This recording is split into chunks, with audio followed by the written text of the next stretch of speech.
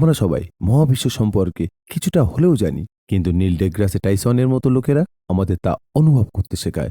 এই বই astrophysics for people in Harry তাদের জন্য যাদের সময় কম কিন্তু কৌতূহল অসীম। নীল ডিগ্রাস টাইসন একজন বিশ্ববিখ্যাত জ্যোতির্পদার্থবিজ্ঞানী এবং বিজ্ঞান যোগাযোগকারী। তিনি সেই একই বিজ্ঞানী যিনি কসমসে স্পেস টাইম ওসির মতো অনুষ্ঠানের মাধ্যমে বিশ্বজুড়ে লক্ষ লক্ষ মানুষকে মহাকাশের সঙ্গে যুক্ত করেছিলেন। বইটি 2017 সালে প্রকাশিত হয়। মুক্তি পাওয়ার সঙ্গে সঙ্গেই এটি নিউ ইয়র্কে বেস্ট সেলার হয়ে ওঠে। বিগ ব্যাং থেকে ডার্ক ম্যাটার পর্যন্ত সবকিছু ব্যাখ্যা করেছেন টাইসন। সহজ, মজার এবং সম্পর্কিত এই বইটি সৌন্দর্য হল যে আপনি একজন ছাত্র, ইঞ্জিনিয়ার বা এমন কেউ যিনি কেবল রাতে আকাশের দিকে তাকান। আমরা এখানে এলাম কি করে সবাই নতুন কিছু পায়, এবং সম্ভবত এই কারণেই এটি কেবল একটি বিজ্ঞানের বই নয়, এটি অনুসারক। আমরা সকলেই মহাজাগতিক ধূলির অংশ এবং এটি ব্যাখ্যা করাও এক ধরনের আধ্যাত্মিকতা। সুতরাং আসুন সবুজ রয়ের মানুষদের জন্য মহাবিশ্বের জ্যোতির পদার্থবিজ্ঞানের মধ্য দিয়ে একটি সংক্ষিপ্ত আকর্ষণীয় একটি যাত্রা শুরু করি। সর্বকালের সর্বশ্রেষ্ঠ গল্প। প্রায় 14 বিলিয়ন আগে মহাবিশ্ব একটি খুব সুন্দর বিন্দুতে ছিল। কল্পনা করুন, এটি একটি বিন্দুর চেয়েও মসৃণ। ওখানেই ছিল সব বস্তু, শক্তি এবং স্থান। এই বিষয় যা জিনিস তৈরি করে, শক্তি যেমন আলো বা তাপ এবং স্থান, এই বিন্দুটি এতটাই উত্তপ্ত ছিল যে প্রকৃতির মৌলিক নিয়মগুলি, যাকে আমরা শক্তি বলি, তারা সবাই একসঙ্গে ছিলেন। এই ছোট্ট বিন্দুটি হঠাৎ বড় হতে শুরু করে, বেলুন স্ফীত সুপারফাস্টের মতো। এর নাম বিগ ব্যাং। এরপরে মহাবিশ্ব প্রসারিত এবং শীতল হতে শুরু করে। শুরুতে মাধ্যাকর্ষণ, তড়িৎচুম্বকীয়, শক্তিশালী পারমাণবিক, প্রকৃতির সমস্ত শক্তি একসাথে ছিল। কিন্তু মহাবিশ্ব শীতল হওয়ার সাথে সাথে এই শক্তিগুলি বিচ্ছিন্ন হতে শুরু করে। মাধ্যাকর্ষণ প্রথমে পৃথক হয়, তারপর বাকি শক্তিগুলিও বিভক্ত হয়। যেমন তড়িৎচুম্বকীয়, যা চুম্বক বা আলো নিয়ন্ত্রণ করে, এবং পারমাণবিক শক্তি, যা পরমাণু ধারণ করে। মহাবিশ্ব কোয়ার্ক এবং লেপটনের মতো ছোট ছোট কণা নিয়ে গঠিত। এই কণাগুলি আলোর সঙ্গে মিথস্ক্রিয়া করে, অর্থাৎ কখনো কখনো পদার্থ আবার শক্তিতে পরিণত হয়। এটি আইনস্টাইনের সূত্র = mc² দ্বারা ব্যাখ্যা করা হয়েছে। পরমাণু একত্র হয়ে প্রোটন ও নিউট্রন গঠন করে, যা একটি পরমাণুর ভিত্তি গঠন করে। 1 সেকেন্ডের মধ্যেই মহাবিশ্ব আমাদের সৌরজগতের সমান বড় হয়ে ওঠে। প্রথমে 2 মিনিটে মহাবিশ্বের পরমাণুগুলি বেশিরভাগ হাইড্রোজেন এবং হিলিয়াম ছিল। হাইড্রোজেন প্রায় 90%, হিলিয়াম প্রায় 10%। পরে যখন মহাবিশ্ব আরও শীতল হয়, তখন এটি পারমাণবিক ইলেকট্রনের সাথে মিলিত হয়ে সঠিক পরমাণু গঠন করে। পরমাণু এখনও আমাদের মহাবিশ্বের প্রধান বিল্ডিং ব্লক। পরবর্তী বিলিয়ন বছর ধরে পদার্থ এক জায়গায় একত্রিত হয় এবং ছায়াপথ গঠন করে। কোটি কোটি তারকার দল। বিশাল তারার ভিতরে কার্বন, অক্সিজেনের মতো উপাদান রয়েছে, যা বিস্ফোরণের মাধ্যমে মহাবিশ্বে ছড়িয়ে পড়ে। এই উপাদানগুলি গ্রহ এবং জীবনের জন্য অপরিহার্য। আমাদের সূর্য একটি নক্ষত্র, যা 4.5 বিলিয়ন বছর আগে গঠিত হয়েছিল, এবং পৃথিবী সহ এর চারপাশে গ্রহগুলি গঠিত হয়েছিল। পৃথিবী সূর্য থেকে এমন নিখুঁত দূরত্বে রয়েছে যেখানে জল তরল আকারে থাকতে পারে। এর ফলে জীবনযাত্রা সহজ হয়েছে। পৃথিবী মহাসাগরে একটি ছোট্ট অণুদীয় জীবন শুরু হয়েছিল, প্রথমে সাধারণ ব্যাকটেরিয়া থেকে। এই ব্যাকটেরিয়া অক্সিজেন তৈরি করে, যা বায়ুমণ্ডলকে পরিবর্তন করে এবং জটিল জীবনের মতো প্রাণীদের বিবর্তিত হতে দেয়। কার্বন একটি অতি প্রবাহী কারণ, এটি জীবনের জন্য প্রয়োজনীয় অনেক অণু তৈরি করতে পারে। লক্ষ লক্ষ বছর পরে মানুষের বিবর্তন ঘটে এবং বিজ্ঞানের মাধ্যমে আমরা মহাবিশ্বের গল্প বুঝতে শুরু করি। আমাদের দেহে পরমাণুগুলিও তারা থেকে আসে। আমরা আক্ষরিক নক্ষত্রের ধুলো। বিগ ব্যাংয়ের আগে কি ছিল, এটি এখনো একটি রহস্য। বিজ্ঞানীদের কাছে এর কোনো উত্তর নেই, কিন্তু কিছু লোক বলে যে সম্ভবত এটি কোনো ঐশ্বরিক শক্তির দ্বারা শুরু হয়েছিল। কিন্তু বিজ্ঞান বলে যে আমরা এখনো শিখছি, আমাদের একটু ধৈর্য ধরতে হবে।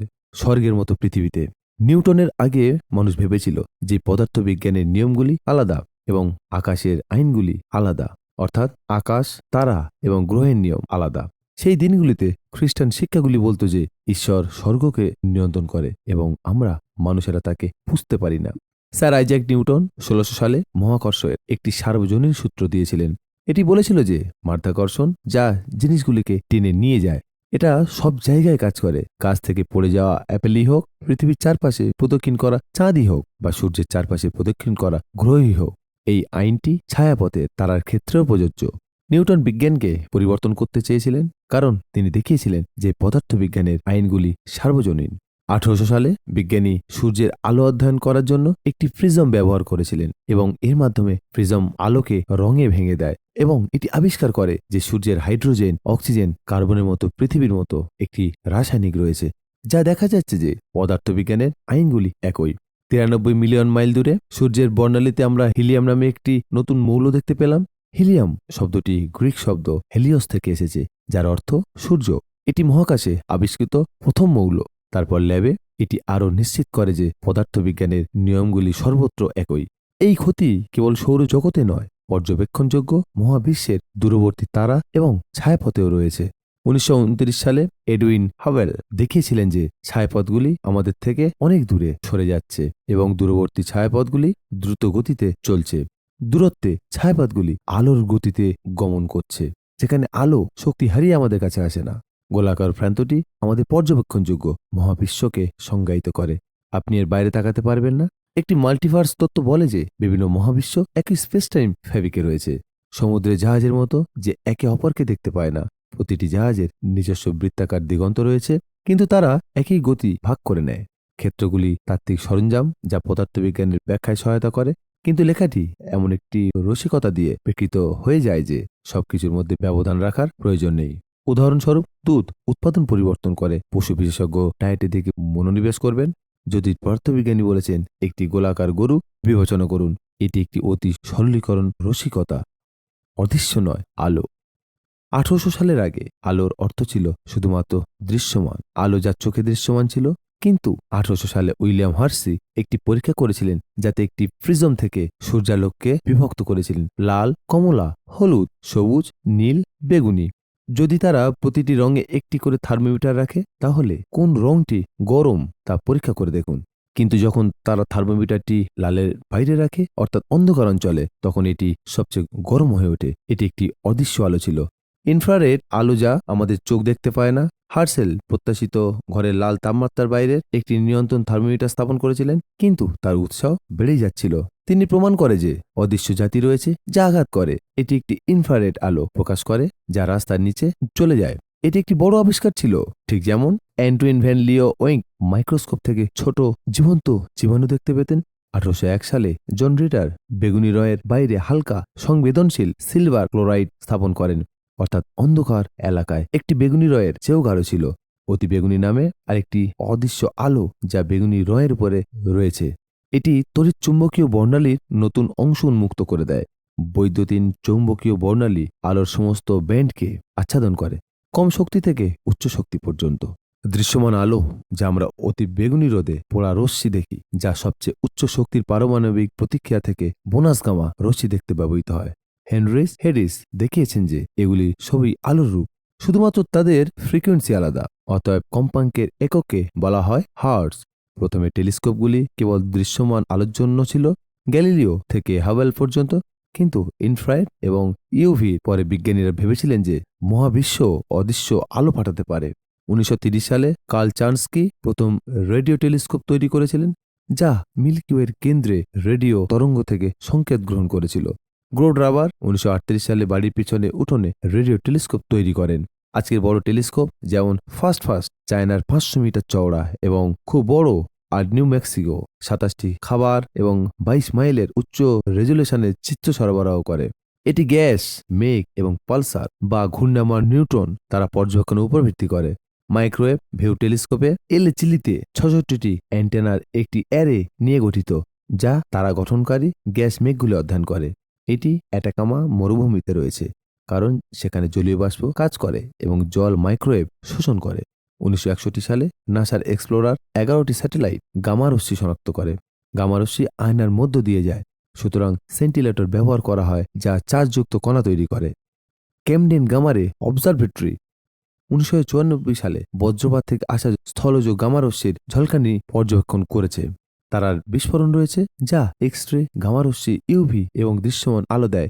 পরবর্তীকালে ইনফ্রারেড এবং রেডিও দৃশ্য নির্গত হয় যা পালসার গঠন করে। গ্যাস, মেঘ, রেডিও টেলিস্কোপ আন্তঃনাক্ষত্রিক গ্যাস দেখে, star nucleus infrared telescope gas মেঘের ভিতরে তারা গঠন দেখতে পায়। কৃষ্ণগহ্বর অতিবেগুনি রশ্মির নির্গমন ধরে এবং এক্স রে টেলিস্কোপ কৃষ্ণগহ্বরের নির্গমন ধরে। গামারশ্মি বিস্ফোরণ বা নাক্ষত্রিক বিস্ফোরণ বা বজ্রপাত থেকে আসে। একটি টেলিস্কোপের মাধ্যমে গামারশ্মি দেখা যায়। একটি টেলিস্কোপ সমস্ত ব্যান্ড দেখতে পারে না, তাই বিজ্ঞানীরা মাল্টি ব্যান্ড পর্যবেক্ষণ একত্রিত করেন। অদৃশ্য ব্যান্ডগুলিকে দৃশ্যমান রং দেওয়া হয়, যাকে স্টার ট্রেক বলা হয়। এটি মহাজাগতিক ঘটনাগুলির একটি সম্পূর্ণ চিত্র দেয়। হার্সেলের ইনফ্রারেড আবিষ্কার আমাদের জন্য মহাবিশ্বকে নতুনভাবে দেখার পথ খুলে দিয়েছে।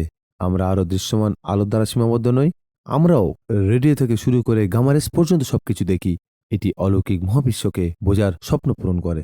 গ্রহের মধ্যে দূর থেকে সৌরজগৎকে খালি মনে হয়, কিন্তু আপনি যদি নেপচুনের কক্ষপথ পর্যন্ত একটি বড় গোলক তৈরি করেন, সূর্যগ্রহ এবং চাঁদের মাত্র 1 ট্রিলিয়ন অংশ দখল করে। বাকি স্থানটি গ্রহাণু, ধূমকেতু, ধুলো, চার্জযুক্ত কণা এবং মহাকাশযান। এছাড়াও বিশাল মহাকর্ষীয় এবং চৌম্বক ক্ষেত্র রয়েছে যা সবকিছু নিয়ন্ত্রণ করে। মানে 30 এটি প্রতি সেকেন্ডে কক্ষপথে ঘোরে এবং প্রতিদিন 100 টন উল্কাকে আঘাত করে। এগুলি বেশিরভাগ বালির দানার আকারের, যা বায়ুমণ্ডলে যায়। এই বায়ুমণ্ডলগুলি আমাদের রক্ষা করে যাতে জীবন বিবর্তিত হতে পারে। বল ম্যাটার্স গল্ফ বলটি আকারে ভেঙে যায় এবং মাটির কিছু অংশে পৌঁছায়। পৃথিবী 4.6 বিলিয়ন বছরে প্রচুর ধ্বংসাবশেষ শূন্য করে দিয়েছে, কিন্তু প্রথম 50 কোটি বছরে এত বেশি বোমাবর্ষণ হয়েছিল যে পৃথিবীর ভূতত্ত্ব গলে গিয়েছিল। মঙ্গল গ্রহের আকারের একটি প্রোটোপ্ল্যানেট পৃথিবীর সঙ্গে ধাক্কাকে চাঁদের সৃষ্টি করে। অপলিউশনের নমুনা দেখায় যে চাঁদের আয়তন কম রয়েছে, অর্থাৎ পৃথিবীর লোহার দুর্বল ভূত্বক এবং আবরণ নিয়ে গঠিত। একটি ডেভিস কক্ষপথে এসে একত্রিত হয়ে চাঁদ গঠন করে। মুন এবং মারুরির ক্রাস্টার এই ভারী বোমাবর্ষণের রেকর্ড রাখে। বেশিরভাগ গ্রহাণু মঙ্গল এবং বৃহস্পতির মধ্যে গ্রহাণু রয়েছে, যার মোট ভর মূলটির 5%-এর কম। কিন্তু কিছু গ্রহাণু উদ্ভট কক্ষপথ পৃথিবীর সঙ্গে মিলিত হয়। যদি 1 কিলোমিটারেরও বেশি বড় গ্রহাণু পৃথিবীতে আঘাত করে, তবে বাস্তুতন্ত্র বিপদে পড়তে পারে। দিনাসের সম্প্রসারণের ইউরিয়াম সমৃদ্ধ গ্রহাণুর মতো এটি 100 মিলিয়ন বছরের মধ্যে ঘটতে পারে। নেপচুনের বাইরে একটি সমতল অঞ্চল রয়েছে, যেখানে প্লুটো এবং অন্যান্য আইসি বস্তু রয়েছে। এর মধ্যে কয়েকটি, যেমন হেলিস ধূমকেতু, অভ্যন্তরীণ সৌরজগতে নেমে আসে। এটি একটি গোলাকার অঞ্চল যা হেলিবব এবং ইউক্যাটের মতো দীর্ঘমেয়াদী ধূমকেতু থেকে এসেছে। এটি যে কোনো দিক থেকে আভ্যন্তরীণ সৌরজগতে আসতে পারে। বৃহস্পতির চৌম্বক ক্ষেত্র এত বড় যে আমরা যদি এটি দেখতে পাই, তবে এটি পূর্ণিমার চাঁদের চেয়ে 10 গুণ বড় দেখাবে। মহাকাশযানকে এর জন্য বিশেষভাবে ডিজাইন করতে হবে, কারণ চৌম্বক ক্ষেত্রে স্রোতগুলি প্ররোচিত হয়। বৃহস্পতির মাধ্যাকর্ষণ ধূমকেতুগুলিকে অর্থের বাইরে রাখে। যেমন একজন বড় ভাই আমাদের রক্ষা করে, তা না হলে জীবন কঠিন হয়ে পড়ত। সূর্যের আয়তন 1/400 এবং দূরত্ব ছিল 1/400। অতএব উভয়ই আকাশের একই আকারের দেখায়, যা মোট সূর্যগ্রহণকে বিশেষ করে তোলে। চাঁদ শক্তভাবে আবদ্ধ, তাই আমরা কেবল একটি দিক দেখতে পাই। বৃহস্পতির চাঁদ আগ্নেয়গিরির থেকে সবচেয়ে বেশি সক্রিয়, কারণ বৃহস্পতির জোয়ারের চাপ তার পাথরগুলিকে গলে দেয়। ইউরোপের জল মহাসাগর পৃষ্ঠের বরফের নিচে রয়েছে এমন একটি জায়গা যেখানে জীবন সম্ভব। প্লুটোর ক্রিয়ার্ন এত বড় যে প্লুটো এবং ক্রিয়ান একে অপরের সাথে টাইল বন্ধ করে দেয়। দৈত্য জোয়ারের লক সূর্য সৌরবাহু আকারের প্রতি সেকেন্ডে লক্ষ লক্ষ টন উপাদান প্রকাশ করে, যা উচ্চ শক্তি চার্জযুক্ত কণা। এগুলি গ্রহের চৌম্বক ক্ষেত্র দ্বারা বিপদগামী হয় এবং মেরুতে গ্যাস অণুগুলির সাথে সংঘর্ষ করে ঔরাস গঠন করে। পৃথিবীর উত্তর দক্ষিণ আলো গ্রহের মাধ্যাকর্ষণ ব্যবহার করে বৃহস্পতি এবং শনি মহাকাশযানকে ত্বরান্বিত করে, ঠিক যেমন ক্যাসিনি শুক্র, পৃথিবী এবং বৃহস্পতি ফ্লাইবয় থেকে শনির দিকে যাত্রা করেছিল। এটি একটি বিলিয়ার্ড শটের মতো। গ্রহাণু বেষ্টনীতে লক্ষ লক্ষ গ্রহাণু রয়েছে এবং আবিষ্কারকেরা তাদের নামও দিয়েছেন, যেমন লেখক মেরিলিন জেমস বন্ড বা সান্তাইয়ে এর নামে 1313 টুইন্স সৌরজগতের ধ্বংসাবশেষের অংশ। আমরা যখন পৃথিবীতে থাকি তখন আমরা পিঙ্ক ক্ল্যামস্টোন, লেডিবাগ বা ক্লামসিলের মতো ছোট জিনিস দেখতে পাই, কিন্তু বিমান থেকে 7 মাইল উপরে যাওয়ার সাথে সাথেই এই বিবরণটি অদৃশ্য হয়ে যায়। আন্তর্জাতিক মহাকাশ স্টেশন থেকে 250 মাইল উপরে থেকে প্যারিস, নিউ ইয়র্কের মতো বড় শহরগুলি দৃশ্যমান। বিশেষত রাতে তাদের আলো চীনের মহান প্রাচীর বা পিরামিডগুলি দেখা যায় না, কারণ তারা আশেপাশের প্রাকৃতিক দৃশ্য দ্বারা বেষ্টিত। এমনকি চাঁদ থেকে 2.5 মিলিয়ন মাইল দূরে শহরগুলির আলোও নয়, কিন্তু বড় বড় আবহাওয়ার দিক দেখা যায়। মঙ্গল থেকে 35 মিলিয়ন মাইল দূরে টেলিস্কোপটি তুষার ক্যাপ, পর্বত এবং মহাদেশগুলির প্রান্ত দেখায়। সূর্য নেপচুনের চেয়ে ছোট দেখায় 3 বিলিয়ন মাইল দূরে, এবং পৃথিবী একটি ফ্যাকাশে নীলবিন্দু। যেমন বজ্রাবনের 199টি ছবিতে কার্ল সাগর বলেছিলেন যে ক্যাপশন ছাড়া অর্থ খুঁজে পাওয়া কঠিন। যদি এলিয়েনদের একটি উন্নত টেলিস্কোপ থাকে, তারা পৃথিবীর নীল রং দেখতে পায়। জলের চিহ্ন, প্রবেশের ক্ষেত্রে উপকূল রেখা, তরল জলের পশ্চাৎভাগ, মেরু, বরফের আচ্ছাদন, মৌসুমী পরিবর্তন এবং 24 ঘন্টা ঘূর্ণন, ভূমিভরের অনুমানযোগ্য চলাচল, এই সমস্ত কিছুই দৃশ্যমান আলোর সাহায্যে দেখা যায়। কিন্তু পৃথিবীর সূর্য তার সামনে খুব ম্লান, প্রায় 1 বিলিয়ন আলোকবর্ষ, তাই দৃশ্যমান আলোতে দেখা খুব মুশকিল। সুতরাং এলিয়েনরা ইনফ্রারেড বা অন্যান্য তরঙ্গ দৈর্ঘ্য ব্যবহার করতে পারে। গ্রহগুলি তাদের নক্ষত্রের সাথে ভরের একটি সাধারণ কেন্দ্রের চারপাশে ঘোরে, যা তারকাদের একটু নাড়া দেয়। যদি অর্থটি ছোট হয়, তবে সূর্যের লিভারটি খুব ছোট, যা এলিয়েনদের পক্ষে শনাক্ত করা কঠিন। নাসার কেপলার টেলিস্কোপ তারার উজ্জ্বলতার ছোট্ট ছোট্ট হ্রাস দেখতে পায় যখন গ্রহগুলি তাদের সামনে দিয়ে যায়। পৃথিবী সূর্যের আলোর 1/100তম অংশকে ব্লক করে, যা একটি ছোট সংকেত। এটি গ্রহের আকার, কক্ষপথের সময়কাল এবং দূরত্ব শনাক্ত করতে পারে, তবে পৃষ্ঠের বিশদ বিবরণ নয়। আধুনিক সভ্যতা রেডিও এবং মাইক্রোওয়েভ দিয়ে জ্বলজ্বল করে, যেমন রাডার, টেলিভিশন এবং স্যাটেলাইট। যদি এলিয়েনদের একটি বড় রেডিও টেলিস্কোপ থাকে, চীনের এফের মতো এএসটি দ্রুত, তাই সে অর্থের সংকেত দেখতে পাবে এবং ভাববে যে এখনও প্রযুক্তি আছে। কিন্তু সমস্যা হলো বৃহস্পতি এবং সূর্য রেডিও ভিউ দেয়, সুতরাং এলিয়েনরা প্রাকৃতিক বা প্রযুক্তিগত কিনা তা নিয়ে বিভ্রান্ত হতে পারে। স্পেকট্রোস্কোপি আমাদের এলিয়েন পৃথিবীর বায়ুমণ্ডলে রাসায়নিকের আঙুলের ছাপ দেখতে দেয়। অ্যানোমিয়া, CO2 এবং জলের মতো সাধারণ অণুগুলি মহাবিশ্বে পাওয়া যায়, কিন্তু গৌর সমৃদ্ধ ক্ষেত্র, জলাভূমি এবং অক্সিজেন সালোক সংশ্লেষণ থেকে মিথেনের মতো জীবনের চিহ্ন দ্বারা অক্সিজেন খুব প্রতিক্রিয়াশীল, তাই এর স্থির উপস্থিতি জীবনকে প্রমাণ করে। রাস্তার আলো এবং ধোঁয়া থেকে রাতে সোডিয়াম দৃশ্যমান হবে, যা জীবাশ্ম জ্বালানি থেকেও শনাক্ত করা যায়। উন্নত এলিয়েনরা সম্ভবত ধোঁয়া দেখতে পাবে এবং মনে করবে যে এই অর্থে কোনো বুদ্ধিমত্তা জীবন নেই, কারণ আমরা গ্রহটি জনবহুল করছি। 1967 সালে কেমব্রিজ বিজ্ঞানী অ্যান্টোইন ভাসির এবং জোসে লিবেল একটি রেডিও টেলিস্কোপ থেকে স্পন্দনশীল সংকেত পর্যবেক্ষণ করেন। প্রথমে আমি ভেবেছিলাম লিটল গ্রিন ম্যান নামে একটি এলিয়েনের সংকেত আছে, কিন্তু এটি পালসার ছিল, একটি নিউট্রন তারকা যা প্রতি সেকেন্ডে আবর্তিত হয়। এটি বেতার তরঙ্গ প্রদান করে। এটি দেখায় যে প্রাকৃতিক সংকেতগুলিও প্রযুক্তিগত সংকেতের মতো দেখতে পারে। 1995 সাল থেকে 3000-এর বেশি সূচক পাওয়া গেছে। অনুমান করা হয় যে বেশিরভাগ মিল্কি ওয়েব থেকে 4 কোটি পৃথিবীর মতো গ্রহ থাকতে পারে। এই গ্রহগুলি আমাদের বংশধরদের জন্য ভবিষ্যতে বাসস্থান হতে পারে। বিজ্ঞান থেকে আসা মহাবিশ্বকে দেখার একটি উপায় রয়েছে, যেমন মহাবিশ্বের সূচনা 20 লক্ষ আলোকবর্ষ দূরে অ্যান্ড্রোমেডা গ্যালাক্সি বা স্টারের কেমিক্যালস। জেমস ফার্গো সন 18 শতকে এটি সম্পর্কে কথা বলেছিলেন এবং এটি আজও সত্য, কিন্তু সকলের ক্ষেত্রে তা হয় না। পরিযায়ী শ্রমিক, মিষ্টি দোকানের শ্রমিক বা গৃহহীন মানুষের বেঁচে থাকা ছাড়া আর সময় থাকে না। এর জন্য অবসর সময়, একটি সহায়ক সরকার এবং বিজ্ঞানকে মূল্য দেয় এমন একটি সমাজের প্রয়োজন। যখন আমরা সূর্যগ্রহণের মতো ছায়াপথ থেকে দূরে সরে যাই, মহাবিশ্ব প্রসারিত হয়। আমরা যখন ডার্ক ম্যাটার বা গ্রহের কক্ষপথ দেখি, তখন কখনো কখনো আমরা অর্থের সমস্যাগুলি ভুলে যাই। প্রতিদিন মানুষ ক্ষুধার্ত, গৃহহীন, তারা ধর্মীয় রাজনীতিতে মারা যায়। পরিবেশেরও অপব্যবহার হচ্ছে, যা আমাদের বাচ্চাদের উপর প্রভাব ফেলবে। শক্তিশালী ব্যক্তিরা প্রায়শই যতটা সম্ভব সাহায্য করেন না। মহাজাগতিক দৃষ্টিভঙ্গি আমাদেরকে তাড়া করে। প্রাপ্তবয়স্করা যেমন বাচ্চাদের ছোট্ট সমস্যা, যেমন ছড়িয়ে পড়া দুধ বা ভাঙা খেলনাগুলিকে বড় হিসাবে ভাবেন না, তেমনি আমাদের মানব অহংকার মনে করে যে বিশ্ব আমাদের চারপাশে ঘোরে, কিন্তু মহাবিশ্বটি এত বড় যে আমাদেরকে ছোট্ট বলে মনে হয়। একজন মনোবিজ্ঞানী অধ্যাপক বলেছিলেন যে পাসপোর্ট টু ইউনিভার্সাল শো তাকে তুচ্ছ মনে করেছিল, কিন্তু লেখকের জন্য এটি মুক্তিদায়ক। আমাদের মস্তিষ্ক মহাবিশ্বকে ব্যাখ্যা করে। ব্যাকটেরিয়া থেকে শুরু করে শিম্পাঞ্জি পর্যন্ত আমরা সবচেয়ে বেশি সংযুক্ত 1 সেন্টিমিটার কোলনে। আমাদের ডিএনএ শিম্পাঞ্জি থেকে কিছুটা হলেও আলাদা, কিন্তু আমরা তাদের গণিত বা কবিতা শেখাতে পারি না। যদি এটি এলিয়েন প্রজাতি আমাদের শিম্পাঞ্জিদের চেয়ে বেশি স্মার্ট হয়, তবে স্টিফেন হকিং এর কাজের মতো আমাদের সবচেয়ে বড় অর্জনগুলি তাদের জন্য একটি শিশুদের প্রকল্প হবে। এটা দেখায় যে আমরা উপরে বা নিচে প্রকৃতির সঙ্গে নেই। 1 গ্লাস জলে এত অণু থাকে যে সক্রেটিস, চেঙ্গিস খানের জলের অণু প্রতিটি গ্লাসে মিশ্রিত করা যায়। এক নিঃশ্বাসে এতগুলি বায়ু অণু রয়েছে যে নেপোলিয়ান মৃতভানের নিঃশ্বাসের অণুগুলি আমাদের কাছে আসে। মহাবিশ্বের তারার সংখ্যা বালি, শস্য, পৃথিবী বা মানুষের শব্দের সেকেন্ডের চেয়ে বেশি। Hydrogen, oxygen, carbon dioxide, nitrogen তারার বিস্ফোরণে আমাদের দেহের উপাদানগুলি গঠিত হয়। আমরা মহাবিশ্বের অংশ এবং মহাবিশ্ব আমাদের মধ্যে রয়েছে। হয়তো আমরা মঙ্গল গ্রহ থেকে আসিনি। অ্যাস্ট্রয়েডগুলি ইম্প্যাক্ট থেকে রক স্পেসে যেতে পারে এবং এক্সট্রিম অফ ফাইলস মাইক্রোব থেকে বেঁচে থাকতে পারে। মঙ্গল গ্রহ আগে আর্দ্র এবং উর্বর ছিল, তাই সেখানে জীবন শুরু হতে পারে এবং পৃথিবীতে আসতে পারে। আমরা মহাবিশ্বের কেন্দ্র নই। আগে মানুষ ভাবতেন যে এর অর্থ অন্যান্য।